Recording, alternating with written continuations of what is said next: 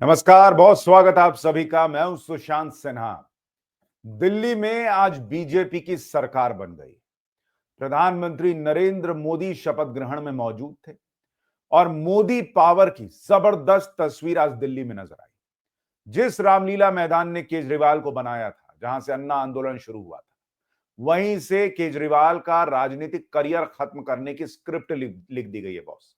उधर शपथ ग्रहण हुआ और इधर क्या क्या हुआ है, जिससे 100 दिन में केजरीवाल की पॉलिटिक्स को निपटाने का प्लान मोदी, शाह और बीजेपी ने बनाया है। आज उसके बारे में आपको बताऊंगा। क्या केजरीवाल जल्द जेल जाने वाले हैं, यह भी बताऊंगा। क्या केजरीवाल दिल्ली छोड़कर जाने वाले हैं, यह भी आपको बताऊंगा। आपकी राय क्या है, कमेंट करके जरूर बताइएगा कि केजरीवाल की पॉलिटिक्स के कितने दिन बचे हैं।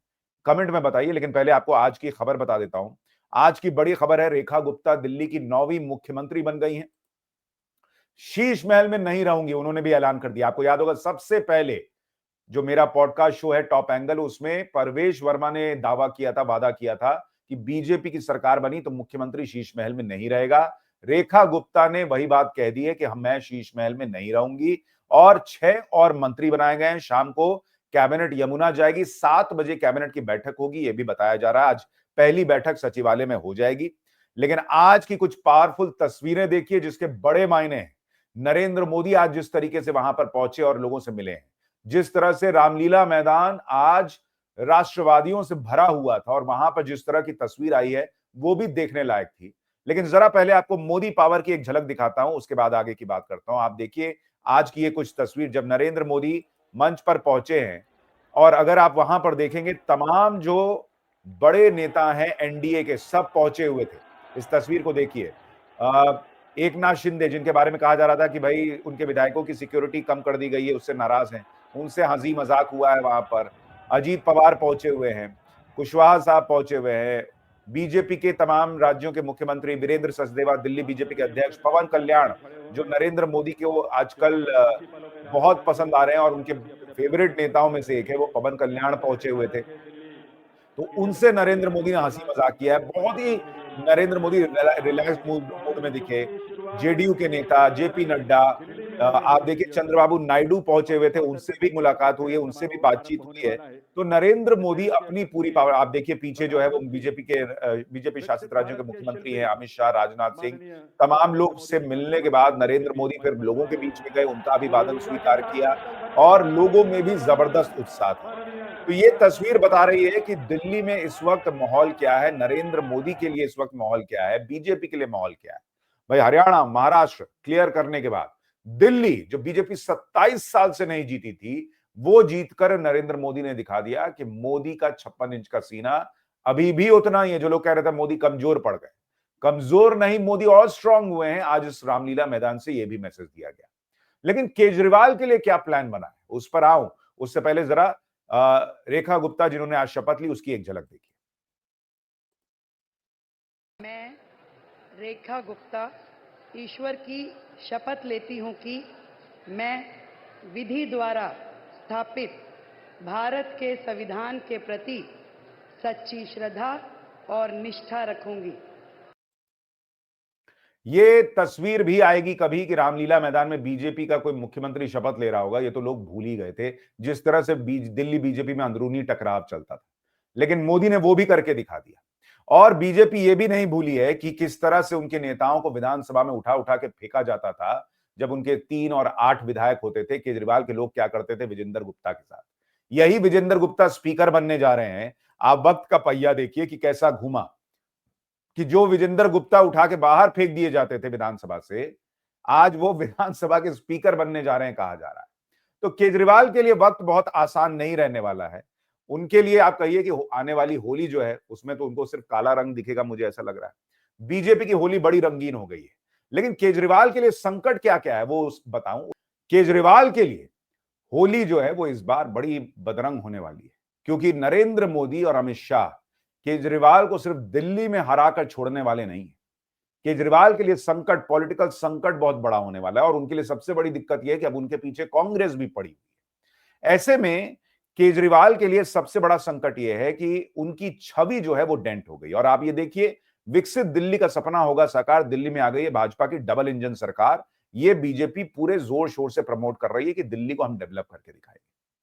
अब केजरीवाल के लिए जो प्लानिंग है वो आपको दिख जाएगी, जिस तरह से मंत्रिमंडल का विस्तार किया गया है, मंत्रिमंडल चुना गया है। प्रवेश वर्मा हरियाणा से आते हैं और उन्हें नई दिल्ली सीट पर उन्होंने केजरीवाल को हराया, उनको जो है वो मंत्रिमंडल में शामिल किया गया। हालांकि कई लोगों को लग रहा था सीएम बनेंगे, नहीं बने, लेकिन मंत्री जरूर बने हैं। यानी केजरीवाल को हराने वाले को मंत्रिमंडल में जगह मिली और वो हरियाणा से आते, ये ध्यान रखिएगा। इसके अलावा कपिल मिश्रा, जिन्होंने सबसे पहले उन लोगों में से हैं जिन्होंने बगावत की केजरीवाल के खिलाफ और बीजेपी में आए, तो उनको उसका एक तरीके से कहिए इनाम मिला है। दूसरी बार विधायक बने हैं और भाजपा के उपाध्यक्ष रहे, करावल नगर से जीतकर आए। तीसरा नाम है पंकज कुमार सिंह का। ये जो है ये ग्रेजुएट है, विकासपुरी से जीते हैं, लेकिन ये दिल्ली में बीजेपी का जो विनिंग फैक्टर रहा उसमें एक बड़ी भूमिका रही पूर्वांचलियों की। तो ये बिहार से आते हैं पंकज कुमार सिंह, और कल ही मां का अंतिम संस्कार किया। आज इनको मंत्रिमंडल में शामिल किया गया, इनका शपथ ग्रहण हुआ है, शायद मां का ही आशीर्वाद है। लेकिन जो पूर्वांचली वोटर्स ने इनको वोट किया, तो जो पूर्वांचल वोटर है उसको भी ये दिखाया गया कि देखिए आपसे जुड़े हुए व्यक्ति को मंत्रिमंडल में शामिल किया गया। और ये दिल्ली में मंत्रिमंडल में शामिल होना बड़ी बात होती है, क्योंकि दिल्ली में 70 सीटों वाली विधानसभा है, तो मंत्रिमंडल में 6 ही मंत्री हो सकते हैं। तो इसलिए सिर्फ 6 मंत्री बनने हैं और उसमें आपका मौका आ जाए तो बड़ी बात होती है। अब आप देखिए कि सबसे बड़ी बात, एक है रविंद्र इंद्रराज सिंह, 50 साल के हैं, ग्रेजुएट हैं, बवाना सीट से जीते हैं। ये पंजाबी दलित समुदाय से आते हैं। ये बड़ा फैक्टर है, जरा इसको अभी ध्यान में रखिए, अभी आपको बताता हूं। पंजाबी दलित समुदाय से आने वाले रविंद्र पहली बार विधायक बने और उनको मंत्री बना दिया गया है, और इन्हें, इस समुदाय को मजहबी सिख कहा जाता है। दूसरा नाम है मनजिंदर सिंह सिरसा का, 52 साल के हैं, 12वीं पास है, रजौरी गार्डन से जीते हैं, 2 बार अकाली दल से विधायक रहे, 2021 में भाजपा में आए, दिल्ली गुरुद्वारा प्रबंधन कमेटी के अध्यक्ष रहे। तीसरा नाम है आशीष सूद का, 58 साल के हैं, ग्रेजुएट हैं, जनकपुरी से जीते हैं, और ये जेपी नड्डा के करीबी हैं, गोवा के प्रभारी हैं। ये भी प्रमुख पंजाबी नेता है। अब आप एक चीज गौर कीजिए कि मंत्रिमंडल में 6 मंत्री, 6 में से 3 या तो पंजाबी हैं, या पंजाब से उनका कनेक्शन है, या पंजाबी दलित सिख दलित समुदाय से आते हैं। ये अपने आप में एक बड़ा मैसेज है। ये मैसेज ये है कि मोदी और शाह अरविंद केजरीवाल को सिर्फ दिल्ली नहीं, पंजाब में भी खत्म करने का प्लान बना रहे हैं, उनकी पॉलिटिक्स को। और इसीलिए पंजाब का एक बड़ा वर्ग यहां कैबिनेट में है, जिसका प्रभाव पंजाब की पॉलिटिक्स में भी पड़ेगा। और वहां अगर भगवंत मान की सरकार चली गई, तो आप समझिए कि केजरीवाल के लिए इस पॉलिटिक्स में वापसी करना बहुत मुश्किल होगा, क्योंकि केजरीवाल के लिए इस वक्त एक ही सहारा है और वो है पंजाब। अब एक बड़ी खबर आपको बताता हूं। ये खबर जो है वो छपी दैनिक भास्कर में।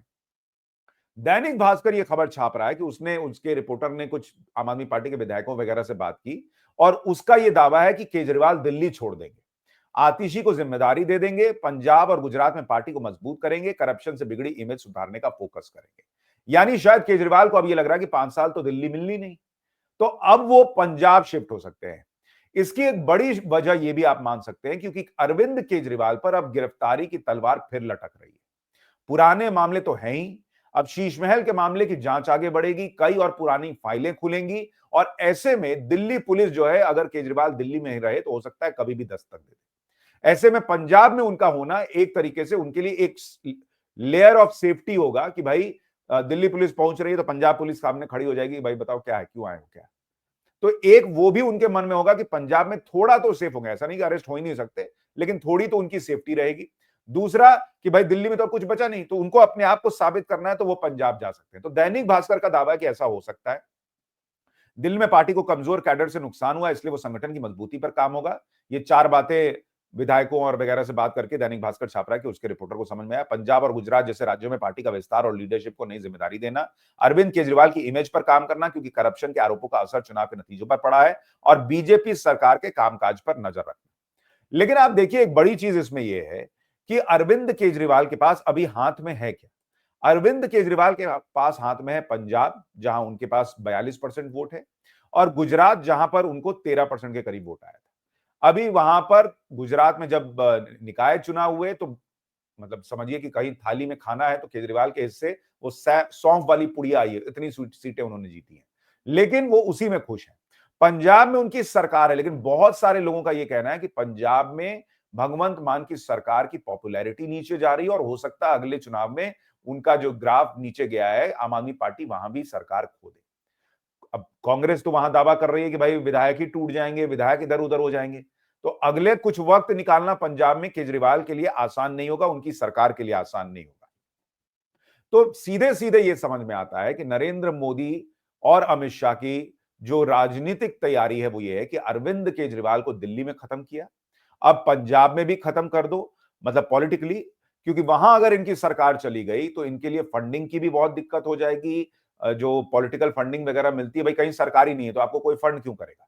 दूसरा, आपके पास कुछ दिखाने के लिए नहीं रह जाएगा। एक बार तो आप कांग्रेस को गाली देकर आ गए सत्ता में कि भाई करप्शन हो रहा है, करप्शन हो रहा है, रामलीला मैदान में बैठ गए अनशन पे। इस बार तो आपकी इमेज ही खत्म हो गई है, पब्लिक का आप पर से भरोसा उठ गया कि आप कोई काम भी कर सकते हैं। तो वो इमेज कैसे सुधरेगी। पंजाब ही एक जगह है जहां वो कह सकते हैं कि देखो मैं काम करके दिखा सकता हूं। अगर पंजाब में भी आम आदमी पार्टी की सरकार चली गई तो केजरीवाल के लिए वापसी, कमबैक का मामला ही खत्म हो जाएगा, रास्ता ही बंद हो जाएगा। दूसरी बड़ी बात यह है कि आप देखिए बीजेपी दिल्ली में बहुत तेजी से काम करके दिखाने वाली है, और इसलिए अगर आप देखेंगे कि 100 दिन का एक्शन प्लान सरकार बनने के पहले जो है वो तैयार किया गया है। कहा जा रहा है कि इस एक्शन प्लान के मुताबिक बहुत सारी ऐसी चीजें होनी हैं जिसमें कि आप देखिए यमुना की सफाई टॉप प्रायोरिटी पर है, सड़कें उसके गड्ढे भरना टॉप प्रायोरिटी पर है, दिल्ली में जल जमाव, ये 3-4 ऐसी चीजें हैं जो एकदम आंख में दिखती हैं और चुभती हैं। तो वो 3-4 चीजें अगर बीजेपी ने कर दी 100 दिन में, 1 साल में, तो अरविंद केजरीवाल का दिल्ली में वापसी का रास्ता इसलिए भी बंद हो जाएगा क्योंकि दिल्ली को यकीन हो जाएगा कि 10 साल में यह काम तो हो सकता था जो बीजेपी ने 1 साल में या 100 दिन में या 2 साल में कर दिया। इसका मतलब केजरीवाल काम ही नहीं करना चाहते थे। ठीक कहती थी बीजेपी, और बीजेपी चाहती है कि यही इमेज केजरीवाल की बने। भाई काम तो उनको करना ही है, डिलीवर करना है, वादा किया है, लेकिन इस तरह से करो कि केजरीवाल पर से लोगों का जो भरोसा उठा वो और स्टैब्लिश हो जाए कि ये आदमी भरोसे के लायक नहीं, इनकी पॉलिटिक्स भरोसे के लायक नहीं। इसलिए दिल्ली में बीजेपी और तेजी से काम करेगी। मैंने आपको कल वीडियो जो बनाया था उसमें बताया था कि रेखा गुप्ता महिला है, महिला वोटर्स को बीजेपी अपनी तरफ कर रही है जिन्होंने इस बार केजरीवाल का साथ छोड़ा। वो झुग्गी झोपड़ियों वाले इलाके के बीच में बसे हुए इलाके से आती हैं, तो झुग्गी झोपड़ी वाला वोटर जो है वो केजरीवाल को छोड़ सकता है अगर वहां डेवलपमेंट हो गया। तो पूरी तरह से दिल्ली में आम आदमी पार्टी की वापसी का रास्ता बंद करो। पंजाब में इनकी पार्टी कमजोर हो, इनकी राजनीति कमजोर हो, इसका पूरा प्रयास है कि केजरीवाल अगर वहां भी भाग के गए तो वहां भी उनके लिए जो पॉलिटिकल जिंदगी है वो आसान नहीं होनी चाहिए।